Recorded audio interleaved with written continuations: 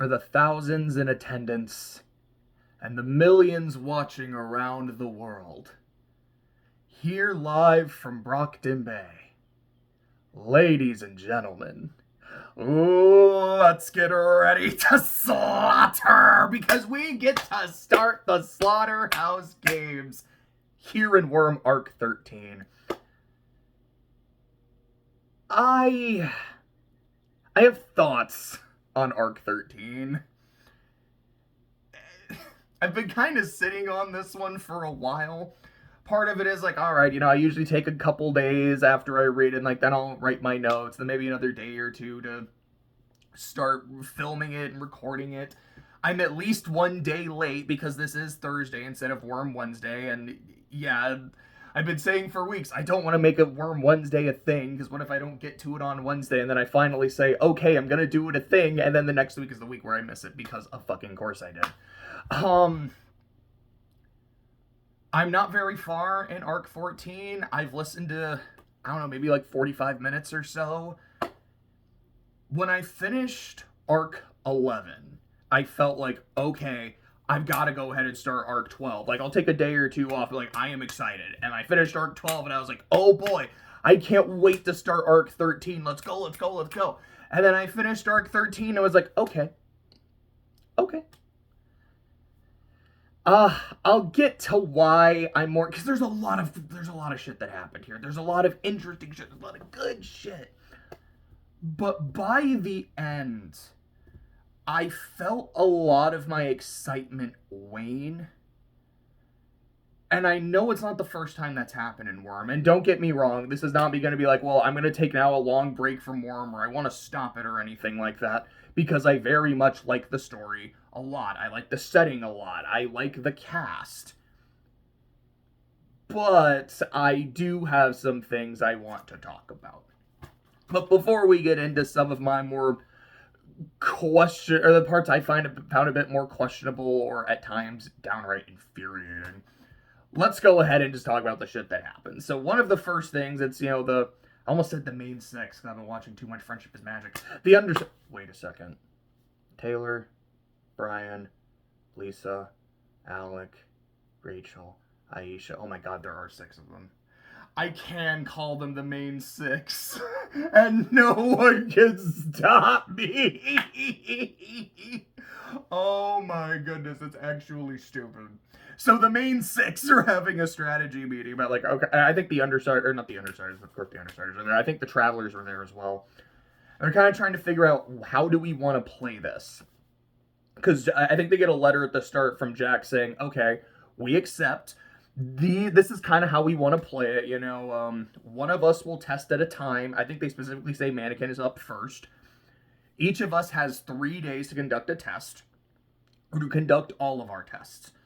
After a successful test, that member of the 9 gets extra time. I don't think it's every test gives you another 24 hours, but it gives you more time. I think it's if they manage to kill a candidate, that might have given them another day. They are not allowed to kill a candidate unless a candidate specifically fails a test. A member of the 9 is not allowed to get help directly from another member of the 9 during their testing, but they can barter with each other's time and whatnot to kind of give other forms of help for the citizens of Brockton Bay and our nominees. As long as you're a citizen of Brockton Bay, you can help them. No help from outside forces, but if you want help from the local heroes, from the local villains, from whoever, that is okay. If once all of our tests are done, or if we run out of time, if more than one of you survives, it wasn't even more than half, it was if more than one survives, we will take a volunteer and we will leave. If that doesn't happen, there will be a penalty. If any of our rules are violated, like if you get outside assistance, there will be a penalty. I don't think he said what the penalty will be. I was like, don't break the rules. And they're kind of talking about, like, okay, like, so good news, they accepted the terms. Bad news, now we have to play the game. And there's this one bit where Imp is saying, he's like, look how my power works. My power is always on, which she gets a bit more into, like, kind of explaining how her power works in her interlude, which is pretty early on in the arc. My power is always on, and when it's on, people, like, don't know I'm there. They, like, if they're not active, if I'm not letting them pay attention to me, they can't pay attention to me, they can't see me, they can't sense me, etc., etc. I can be your eyes and ears on the nine. I can sneak up on them, I can spy on them. With Gru saying, sis? No. Well, why don't you let me do anything fun, Brian? I don't know. Maybe because that might not work as well as you think it does. They have Cherish. She's someone who can sense emotions. Your power might not mask that from her. We don't know, like, really how Siberian works. Maybe she's unaffected by it. Bonesaw was talking about, or I think it was Jack specifically. Jack was talking about how Bonesaw has given the nine protection from Cherish's power. Who's to say that Bonesaw's protections and additions don't mitigate what you can do? There are way too many variables in here to have you go and, like, try to spy on or kill someone in the nine. Because if they can find you, you won't be able to defend yourself. Like, okay, you can pick up an axe, but that's not gonna save you from Jack Slash. That's not gonna save you from Siberian. This is a bad idea. End of discussion. And Aisha's just like, well, fuck you. Like, I have powers. I want to help. You're not going to let me. And I'm like, okay, I am 1000% with Brian on this. There are way too... It is very much high risk, high reward.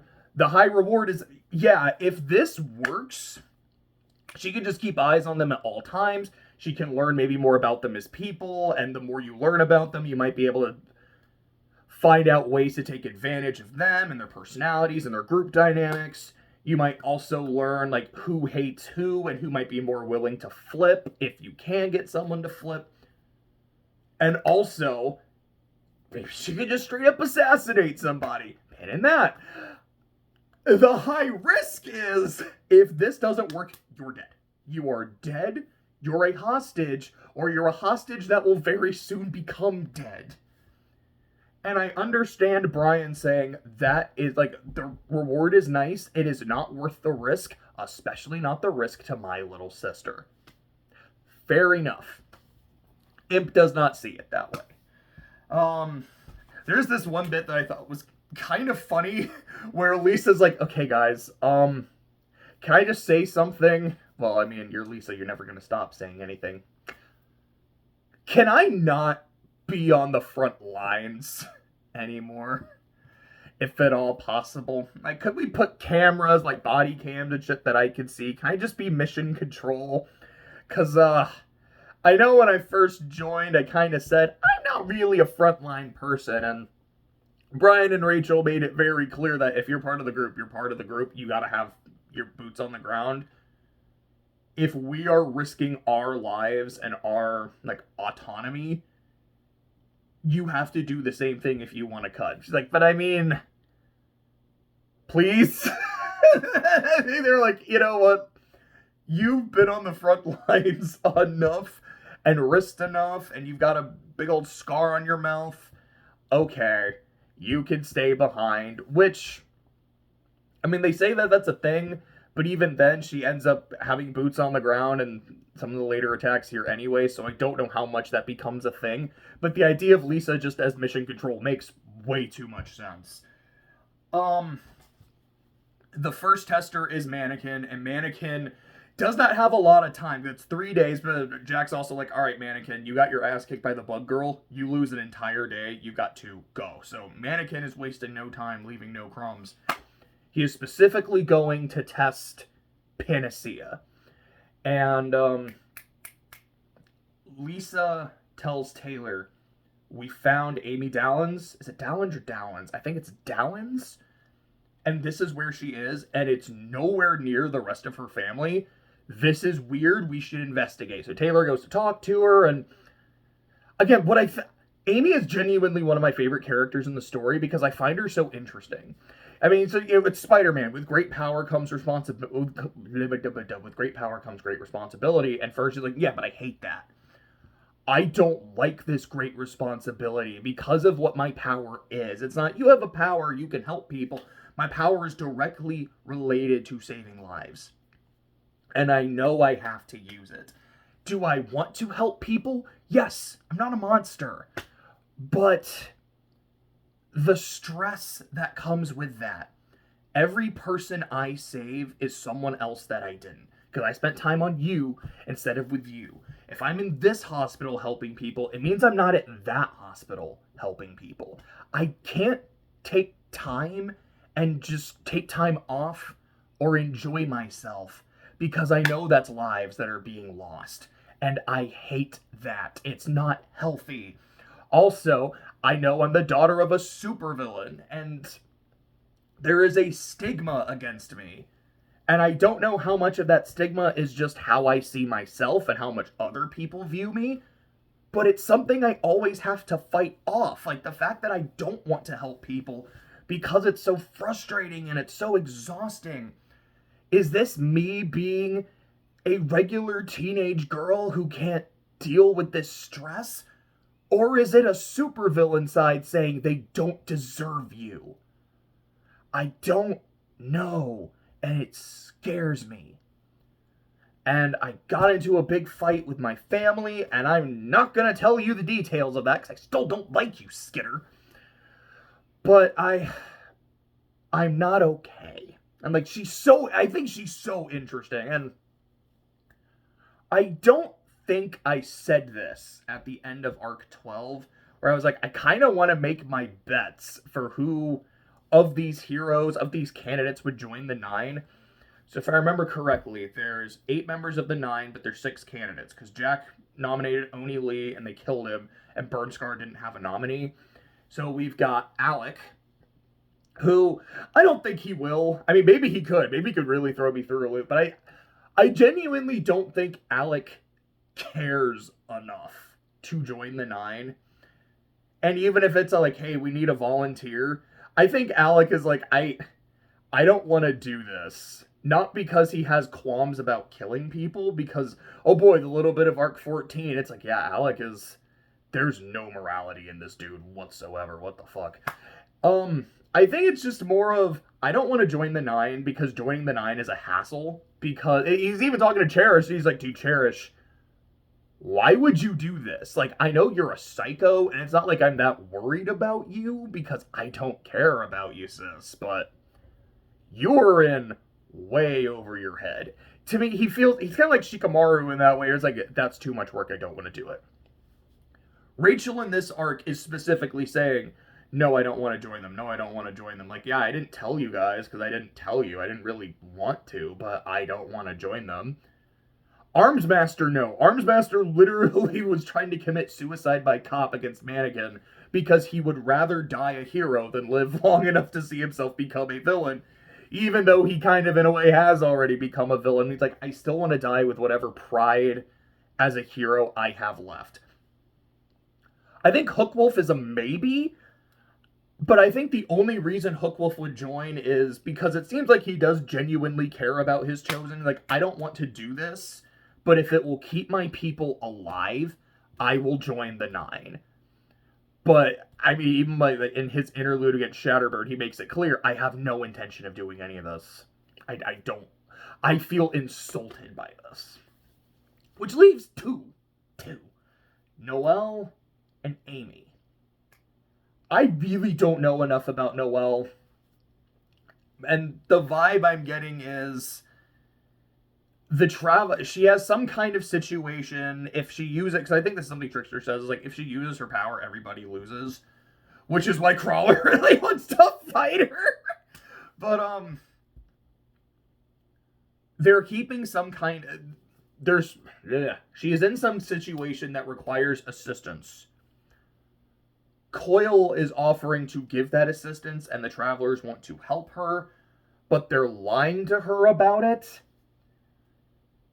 There's a non-zero chance that Noelle becomes so, like disenfranchised by her with her friends and betrayed by her friends that she joins the Nine. The other option is Amy. And that's kind of what I want to see happen. I think Noelle feels like the easy pick, the safe pick, because, hey, we don't know enough about this character. It's not like the audience would feel that betrayed by it, so it can happen. Amy, to me, is the really interesting choice. She's a hero. She's basically Skitter.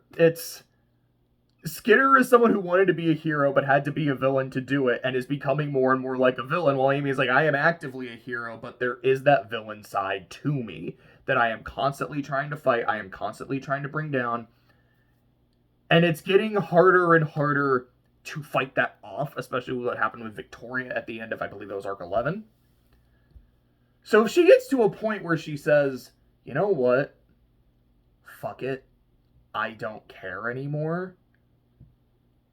That could happen. Or like, I will take one for the city and I will join the Nine. And then the next time you see her, she's a problem. Like that, to me, there is a non-zero chance of that happening. Like, I feel like if I'm a betting man, I feel kind of bad for saying this, but I would pick Noelle because it's the safe pick.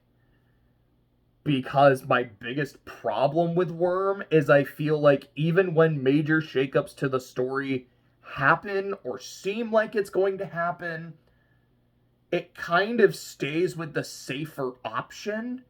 I guess one case in point... Yeah, okay. I think I'm just going to do the full rant now. I might as well. There's a part at the end of this book, whatever, where I thought Gru was going to die. He is captured by the Nine, and when they find him, he's in a room. I think it's like his chest is open, his organs are in jars, he's splayed apart, and the room he's in, like, his nerves are connected to the room, so any pressure that is placed in the room itself, he feels, which hurts him even more. He's fucked. Like, he's irrevocably fucked. And Taylor finds him with a small group. I think it was like Lisa, Sundancer, I think Trickster was there. Rachel wasn't there at the time. I think that was the group. And they end up finding Imp and Perian there as well, but that was kind of some other shit. And when the group finds him, they're like, oh, there is no saving him. Like, we literally can't get him out of there because of the room nerve thing. And Taylor, we need to put him down. And not like, oh, he's an animal, we have to put him down. It's like, we have to mercy kill him because it is too cruel to leave him alive as he is. And even Lisa is saying this, and Taylor's like, nope, can't do it. I can't. Like, I can't kill Brian. First off, I don't want to take a life. Putting a massive pin in that, by the way. It's like, I don't want to take a life, and I especially don't want to take the life of a friend and someone I love. We have to keep trying. We have to find another way. We have to find a way to save him. Which I will say, like, I don't mind that. I really don't mind. Taylor's like, I want to save my friend. Like, I want to exhaust every possible option. But I, as the reader, am looking at this like, okay, you broke into the Nine's, like, house. It's like a bit of a stronghold that they have. You were directly in Bonesaw's lair. And Taylor's saying, we're gonna get, what we need to do is just get Bonesaw and get her to fix this. With everyone saying, you know that it doesn't work like that, right? Like, you understand how Bonesaw's mind works. This is a bad plan. Like, yeah, this is a bad plan. I don't know how they get out of this with Gru surviving. The way they get out of it with Gru surviving is he gets a second trigger event, which another pin in that, because that's really interesting lore shit. But he gets his second trigger event. Blah, blah, blah, blah, blah. I'll talk about the shit that happens in the lore bit. But everyone is able to escape. Everyone in the main group is alive. They're able to kill a member of the Nine, injure another one, and they all escape. And I felt so disappointed by that happening. And I feel bad for saying that. I'm like, oh man, you mean everyone escaped? You mean a character I really like survived? Like, it sounds really bad. But as I was reading it, listening to it, it's an audiobook. As I'm listening to it, I'm like, oh my goodness. This is huge. I, as the audience, am about to lose a major character and one that I really like. So that's going to hurt. It's going to make everything within it, because, I'm loving the Slaughterhouse. It is these horrible pieces of shit. Now it is personal. It is on sight. It's like I talked about when I was playing Cold Steel 3, and at the end of Cold Steel 3, when Altina gets captured, I'm like, okay. Ironbloods, Osborne, members of Ouroboros, generally speaking, I like you guys. I think you're kind of cool. I think you can be kind of interesting. As soon as they kidnapped Altina, y'all are dead to me. On site, on site, on site. Fuck you, fuck you, fuck you. It is personal. And yeah, Gru got fucked up, so it can still be personal, but it feels like he got... I don't want to say he's fine, but he kind of is. I'll see how much it really affects him emotionally going forward, because it might be a thing where the more I read it, I'm like, no. There are real, genuine consequences to what happened in that room for his character. So, I will reserve judgment on that. But I just feel like if that had happened, it would have made me want the 9 to be dealt with so much more. I would have been so much more invested as a reader. I would have, for the first time in Worm, genuinely felt like anyone in this group is vulnerable. Because I don't feel that. They can take damage. Lisa got scarred. I mean, Skitter in Arc 13 by Mannequin, she gets shot, with a shotgun and just gets up like it's nothing. It's yeah, they can take a lot of damage, but they don't lose. You remember, I think it's Arc 6, when Coil's hey, if you want to know who your boss is, I'll meet you, but this is what you gotta do. Go to the party hosted by the mayor with the PRT working security. Go up, show up, talk shit, and get out of there. And they do, with not a lot of planning on their side. The heist is they were able to plan it. This was, okay, we kind of have a shoddy plan. We're just going to go in, talk shit with full-on superheroes here, and we all got away. It was, this is such a stupid plan that this needs to go horribly, horribly wrong. And the fact that it didn't really took me out of the story. I'm I know these are the main characters. And it's not I want to see these characters horribly die or anything. I genuinely don't. But I need to feel there are actual consequences to the things that Taylor does. Taylor betrays her friends. Or she joined them with the intent of betraying them. They find out about it at the end of Arc 8. And I was so excited, okay, let's take stock of Taylor's situation. At the end of Arc 7, she decided she could no longer be a part of the Undersiders because of the situation with Dinah. So there is at least some bit of consequences to what Taylor's done. This is a consequence to the heist. Not only do the heroes see you as you're a villain, you're a piece of shit, but, the weird Skitter code of conduct and morality that you have, which is very flexible and very fluid. Again, I have to have a big pin. That is saying you can no longer be a part of this team. So that bridge, it might not be burned, but the bridge is heavily frayed. Then those team members find out you joined us just so you could betray us. That bridge is now burned. You can't go back to them, and you kind of didn't want to anyways. Now you can't. What are your other options? Oh, also, by the way, you saw a member of the wards unmasked, and the PRT tell you, hey,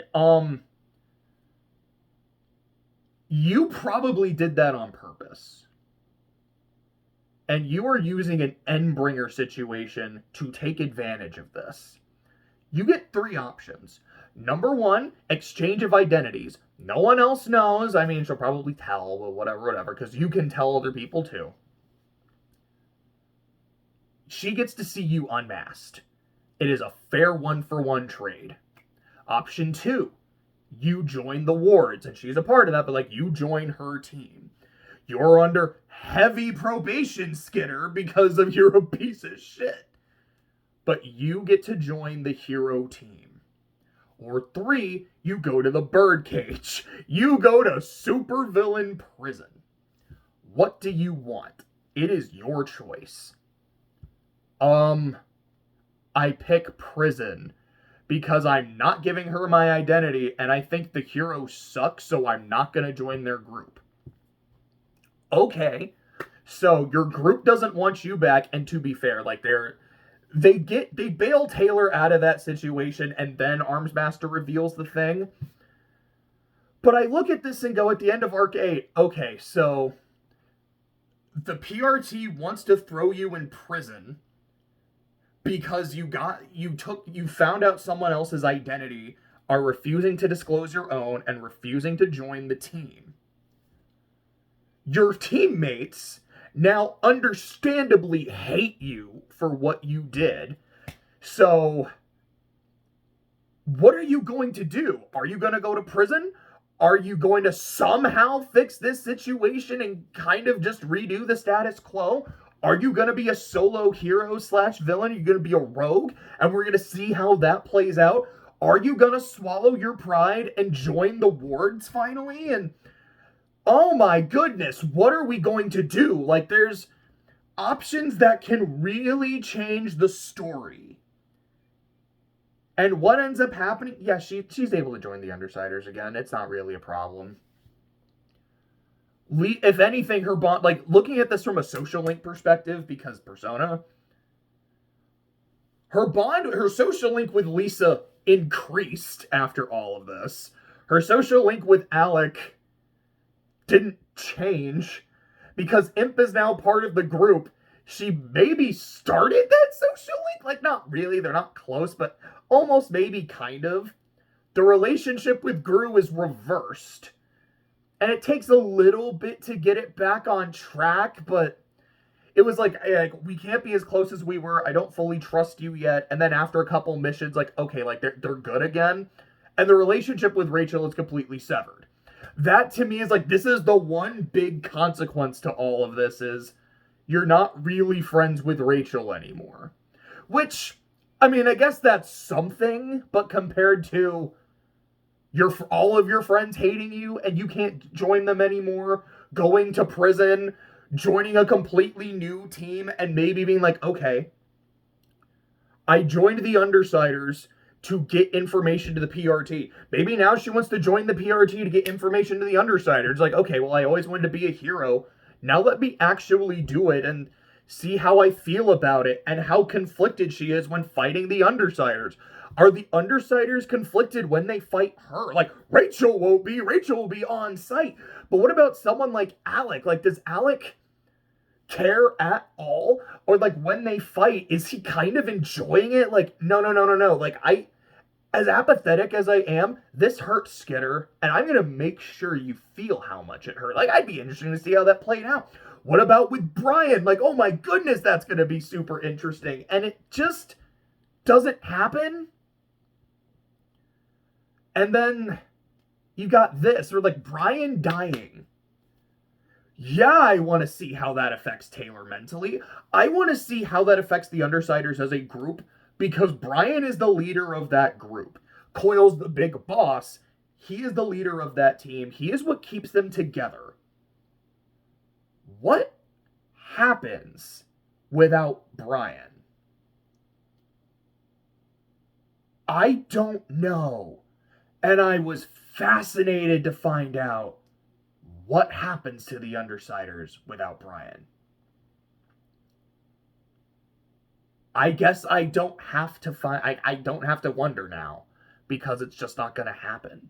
Now, maybe there's a later part in the story where he dies. I don't know. Maybe there's a thing in part 14 where he doesn't last very long. I don't know. But I went from like, oh my goodness, like we are building up to this crazy, like this will alter the foundation of the story as a whole. And then, no, they all get out of it and he gets more superpowers and they get to kill a member of the Nine on the way out and get a very big clue on how to beat another one. Wait, you mean somehow this situation was a net gain? What? That doesn't feel right. It really doesn't. How does Taylor keep getting away with this shit?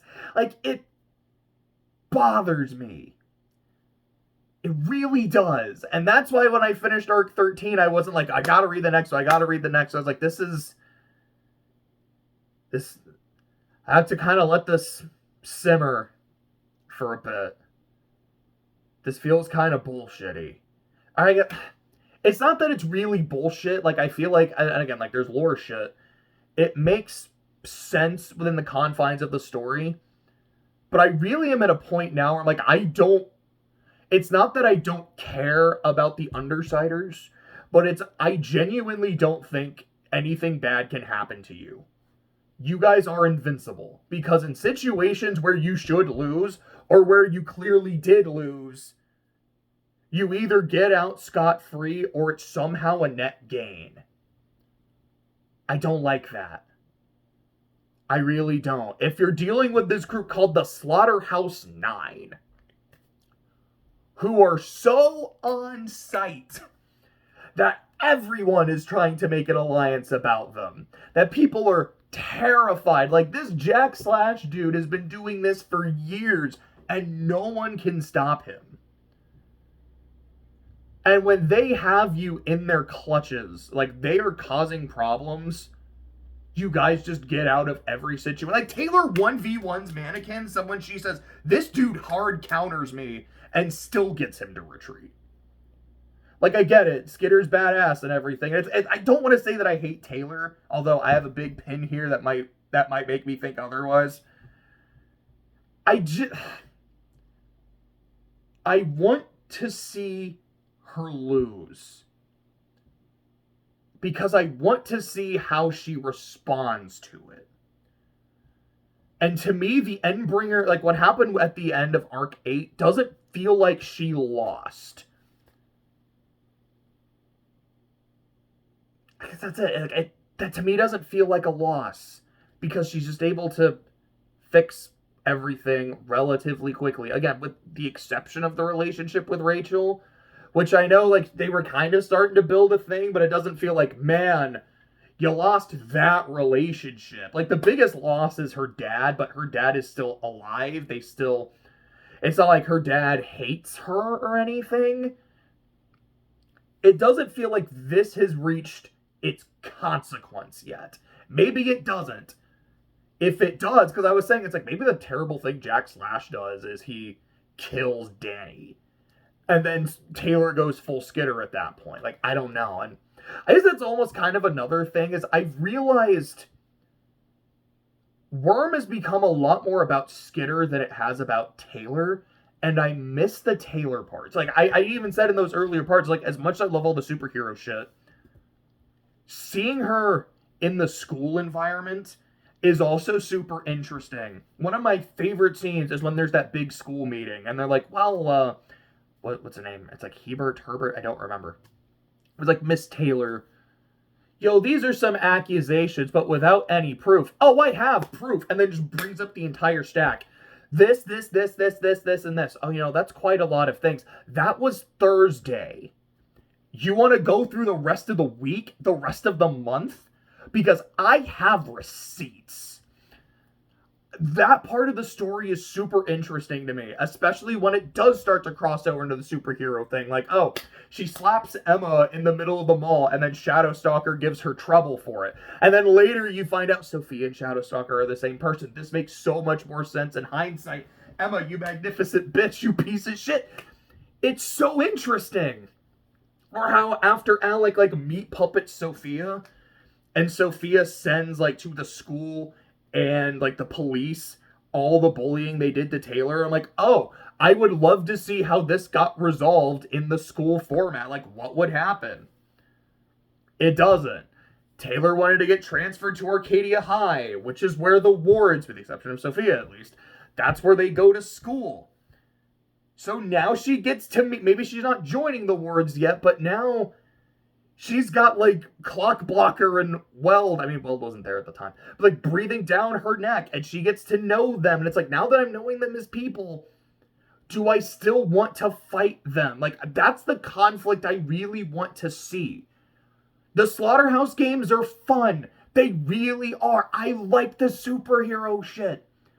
But as much as I like Spider-Man, I also like watching Peter Parker.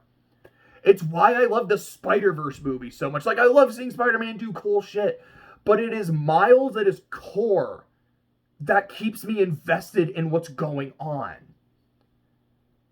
I don't feel like I'm getting Taylor as much anymore. It's mostly just Skitter. While I'm ranting, let me take the pen out. So there's this one. So they have two, like, jobs, essentially, that they pull against the 9. The first one is, okay, so here's the plan. We're going to ambush them. We're going to kill Cherish immediately. She is on site because she's the one that can sense us. She's the one that, with all the long-range bullshit, she needs to die. After that, we want to capture Shatterbird so Alec can meat puppet her, and then we have one of the 9 in our back pocket. They go from 8 to 7 to 6 real fucking quick. And as that's going on, or so they're talking about, like, okay, like, are we willing to kill travelers? Are you willing to kill? And Sundancer is specifically saying no. I don't want to kill anybody. I don't feel comfortable doing that.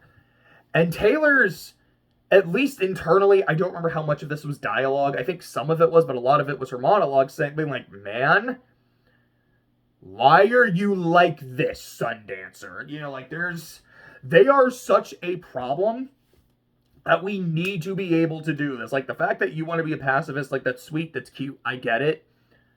There is a time and place for it, and that time and place is not now. And you know what? I think they're both completely justified in that. Sundancer saying, a life is a life. I don't care that they're pieces of shit. I don't want to kill anybody. And Taylor saying, yeah, but, like, do you know how many lives we save with them gone? At least the 10 people in this room. Probably the whole dang city and more. As much as I don't want to kill people, maybe the 9 are exceptions, don't you think? I think there is some merit to that on both sides. They go to try to kill Cherish, and Ballistic, the dude who's, like, holding warheads and can throw them, like, that's really cool. He can't kill her. He's like, no, I can't. Like, she looks just like this one person we knew, and Trickster's like, no, she doesn't, Ballistic. Do it. And I'm like, oh, it's because Cherish can sense him and is using her power on him to not kill her. That's amazing. I love this character so much. And Taylor is not even thinking about that. She's just like, oh my god, he's just pussing out. Dude. Which I'm like, okay, Taylor, like, as smart as you're supposed to be, how are you not thinking that this is probably just Cherish defending herself? Come on. But again, her saying, like, no, come on. She is a problem. We have to take care of her. I get that.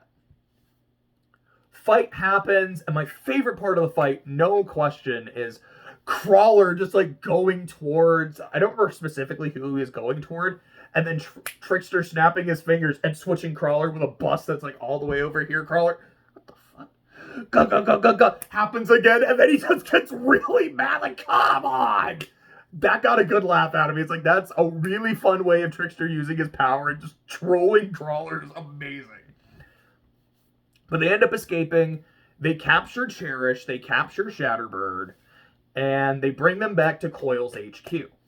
Since the plan was to capture Shatterbird, there's already shit in place. Coil's like, okay, this is where her room is. There's no glass in there. Alec, for your meat puppety shit, here is a special suit that will keep you safe. We're gonna Hannibal Lecter her so she can't sing and she can't talk. Do yo thing. Also, why is Cherish here? Well, someone didn't kill her like they were supposed to, so we got captured. Going like, look, I didn't plan for her to be here. I don't have, defenses in place or contingencies. That's what I wanted. I don't have contingencies in place for her. We should just kill her. She's part of the 9. She's a problem, and she can mess with any one of us at, less than a snap of a finger. Let's just take care of her. Your plan involved taking care of her. Let's just do it.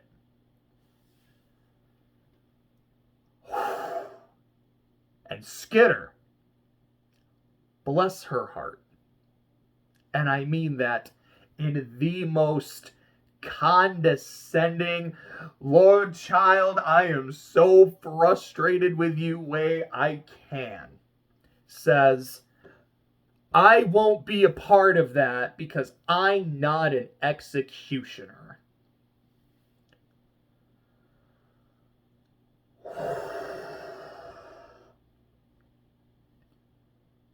Hypothetical audience. If there is one trope that I hate, it is, the best way I can explain it, it's a character who won't, it's when a main character refuses to kill a boss. When it's, I'm gonna let you go and not kill you because you're too important to the story. Because that's how that shit feels to me. Now, if a character is a pacifist, for example, someone like Vash the Stampede, I don't kill, full stop. I have no problem with that. That can be interesting. For a character who is a very honorable warrior, and that is their shtick, who is like, all right, once I've beaten you and disarmed you, once the fight is over, I will not harm you because it goes against my moral code, and my code as a warrior is what's most important to me. I get that. That makes sense. 5 minutes ago, either literally or it's like a Namekian minute, 5 minutes ago, Skitter, you were putting Sundancer on blast because she did not want to kill anyone, any member of the 9. You even lied to Sundancer, telling her there are no civilians in the area because to you, those civilians were so far gone, they were an acceptable risk because if it meant killing Jack, Bonesaw, anyone else in the 9, they're too far gone. They're an acceptable risk. And if that's your morality, that's your morality. Again, that can be interesting. That's another thing. It's like, yeah, Taylor straight up lied to Sundancer about that, and Sundancer didn't find out. Maybe she found out later. I have no idea even how. It's like, that's something she got away with. No consequences there. You put Ballistic on blast because he didn't kill Cherish. And you've the entire time just kind of been thinking, we need to kill her. We need to kill her. Not incapacitate her, not capture her. You want her dead. Coil is now saying, I agree. We need to kill her because she is an enemy, she is a problem, and I have no contingencies here for her. There are no protections in place like I did for Shatterbird. And your response after saying, we need to kill her, we need to kill her, we need to kill her, is, I'm not going to be a part of her execution.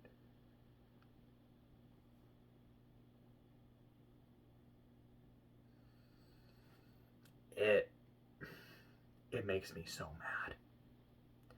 after 80 or so chapters of Project Horizons and Blackjack's I'm Not an Executioner bullshit, where she will mow down mook after mook after mook, beat the boss who was trying to kill her, who she was trying to kill during the fight, and then as soon as the fight's over, go, I'm gonna let you go because I'm not an executioner. I'm like, it made me hate this trope, this kind of situation. If the word hate, fuck, I can't remember the monologue.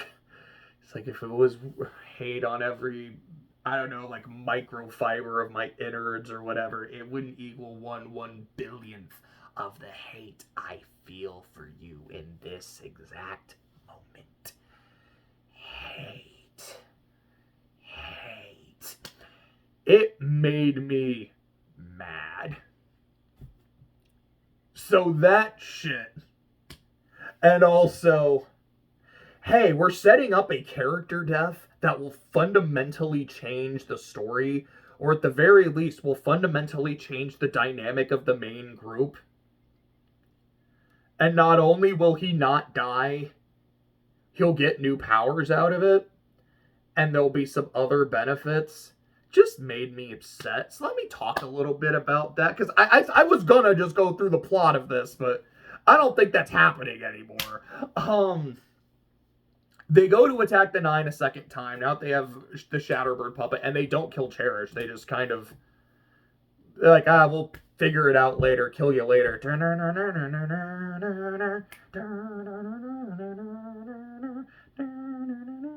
Anyway, sorry. They go to kill the Nine. They go to Dolltown, which is Parian's territory, and they find way too many people with Jack and Bonesaw's face, because Bonesaw's been giving people plastic surgery to work as decoys. Like, that's so devious. I love that. That's such a good plan. What happens? Blah, blah, blah, blah, blah. Like, a bunch of shit is happening as part of the fight. A small strike team goes in to rescue Gru. They find Gru chained up, blah, blah, blah, blah, blah. Bonesaw starts hitting people with, like, blowgun darts and paralyzing them. And she hits Skinner with a couple, and it doesn't work, so he has to go through the spider. She's like, that's rude! I hit you! You're supposed to fall! I love Bonesaw.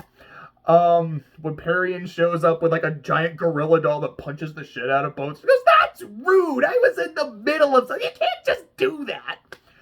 I'm saying a lot. You can probably take a shot every time I do it. I'm sorry.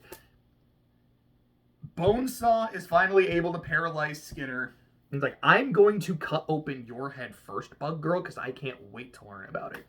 And I think I talked about in Arc 12 about how it reminds me, the way that a person's psychology can morph after their power reminds me a lot of Heroes, and Sylar in particular, and as I need to know how things work. The fact that Bonesaw can actually look at someone's brain and understand how their power works, can't use it herself, as far as I'm aware, but can understand how it works. Like, oh, this is very Heroes-esque. And that's cool. It's a part of Heroes I really, really liked. And I think she calls it the Corona. It's a part in the brain that manifests after powers, and no one's Corona is quite the same once powers manifest. She's like, when I find out yours, Bug Girl, what I'm going to do, I'm going to turn you into a living hive. Like, I'm going to mess with your power so that you just call bugs to you, and they're going to be on you and in you and feeding off of you, and oh, it's going to be so cool. And when she starts operating on Skinner, she's just singing, like, like your hand bone's connected to the wrist bone. She's singing that, but the anatomy is all off. It's like the hand bone's connected to the knee bone. Your knee bone's connected to your neck bone. Like, given how Bonesaw's power works, she can do that, and that's actually really scary, and this is so cool. Also bad for everyone here, but it's so cool. It's so cool, Daddy. So, this is going on a couple other members of the Nine, I think it's specifically Jack and Burnscar, appear in the room like, okay, Bonesaw, kiddo, here's the thing. We need to go. Oh, but I'm just having fun. Kiddo, we need to go. Take 3 of them. Only 3. You can take 3 of them. We have to kill the others. Okay, I got the Bug Girl, the Tattletale Girl, and I don't remember the third one she was going to take. I remember it wasn't Sundancer. And I don't think it was Imp either, so it might have been Trickster. Actually, she might have had Parry at that point, so she might have said the Doll Girl. Anyway, she's like, I want these 3. Okay, time to kill them all. So they go to kill Aisha specifically, and that's when Gru gets the second trigger event. So what happens? Kind of everything happens. Like, they're in this white void, and I was remembering that episode of SpongeBob when Squidward is in the void all alone, alone, alone, alone, alone, alone, alone, alone. It kind of made me think of that. He's able to manifest this stand, like this big shadowy mass that just murders Burnscar. Like, she is gone. She did not have a head after that. He's able to heal everybody. His darkness is now a lot stronger. I think he talks about it a little after. He's like, my darkness now comes out slower, but it is stronger. And I was like, okay, so he has like 10 different powers now. That's crazy. And then when he talks to Taylor after, and he goes off on her. He's like, Taylor, you're an absolute fucking psycho. You're too reckless. You seem to have no sense of self-preservation, and you're never the one who pays for it. It was your plan that put us in that situation. It was your plan that got me tortured and me nearly killed. I'm allowed to be upset with you. And then even then, when she's like, do you need me to leave the team? No, I need to vent, and I'm sorry. Can you just, sit here with me? And, it's a sweet... I don't want to say it's sweet, because it's very... He's definitely not in a good place. And he needed to vent, and he's able to vent, but they're still good. And like I said, we'll see what happens to his character after this, because it might really make me reevaluate, yeah, they got away from this with a net gain. Maybe they really didn't. This is, of course, me kind of in the moment without full hindsight of what happens with the story. I guess full foresight. But he does say to her, at least my understanding is, while he was going through his second trigger event, it kind of opened up his powers to use powers of other people in the vicinity. Like when he summons the shadowy stand, that's from Siberian. When he's able to heal everybody, the regeneration, I believe that was from Crawler. I'm like, okay. So I don't think these are powers that he full-on has now. I think it was a temporary thing as the trigger event was going on. I could be wrong, and it might be that, no, he could do all that shit now on command, but that's my understanding of it. And I did a little bit of digging into second trigger events. So I'm like, okay, now that I know it is a thing, I don't want to go too far into the rabbit hole, but I kind of want to just know how this works. So it sounds like to get a second trigger event, it has to be similar circumstances to your first, which makes sense with what happened, because Brian had said his original trigger event was Aisha was in danger and he went to save her. It was not him getting tortured. It was not seeing Skitter about to die. It was Bonesaw about to kill Aisha that got him the second one. That makes sense. I'd also read it does not go past a second. You do not get a third trigger event. It is only a second.